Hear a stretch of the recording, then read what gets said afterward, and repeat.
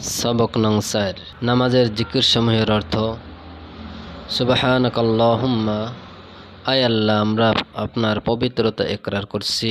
ওয়াবিহামদিকা, এবং আপনার বয়ান প্রশংসা করছি। নতুন সবক। ওয়াতাবারাকাসমুকা, আপনার নাম অতিশয় বরকতময়। 2. নামাজের সুন্নাত। গত দিনের পড়া। পায়ের আঙ্গুলসমূহ কেবলামুখী রাখা এবং উভয় পায়ের মাঝখানে 4 আঙ্গুল পরিমাণ ফাঁকা রাখা মুস্তাহাব। মুক্তাদি তাকবীরে তাহরিমা, ইমামের তাকবীরে তাহরিমার পর সাথে সাথে হওয়া। নতুন সবক। তাকবীরে তাহরিমা বলার সময় পুরুষদের উভয় হাত কান পর্যন্ত উঠানো। এই সুন্নাত পুরুষদের জন্য। 3.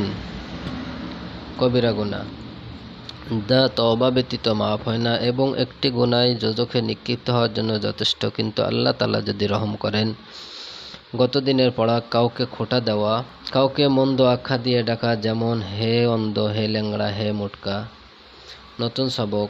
বদগুমানি করা, অর্থাৎ শরীয়তের অকাট্য দলিল ব্যতি রেখে শুধুমাত্র অবস্থা ও অক্ষণের উপর নির্ভর করে কাউকে মন্দ জানা। গুনাহের ক্ষতিসমূহ যা দুনিয়াতে ঘটে। গত দিনের পড়া। রিজিকের মধ্যে কমি আসে। পাপী ব্যক্তির মনে আল্লাহ তাআলার প্রতি আতঙ্কের ভাব সৃষ্টি হয়।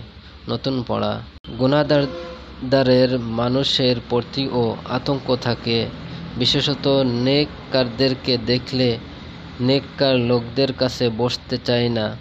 নেককার লোক দেখে ভয় ভীতির সঞ্চার হয়, তাদের সান্নিধ্য হতে দূরে থাকে এবং নেক লোকের বারাকাত হতে বঞ্চিত হয়ে যায়। 5. নেক কাজের ফায়দা, যা দুনিয়াতে পাওয়া যায়। গত দিনের পড়া। বিভিন্ন প্রকারের বরকত হাসিল হয়, সর্বপ্রকারের পেরেশানি ও দুঃখ কষ্ট দূর হয়। নতুন পড়া। উদ্দেশ্য সমাধান সহজ হয়, অর্থাৎ আল্লাহ তাআলা তার প্রত্যেক কাজে আসানি সৃষ্টি করে দেন, সহজসাধ্য করে দেন।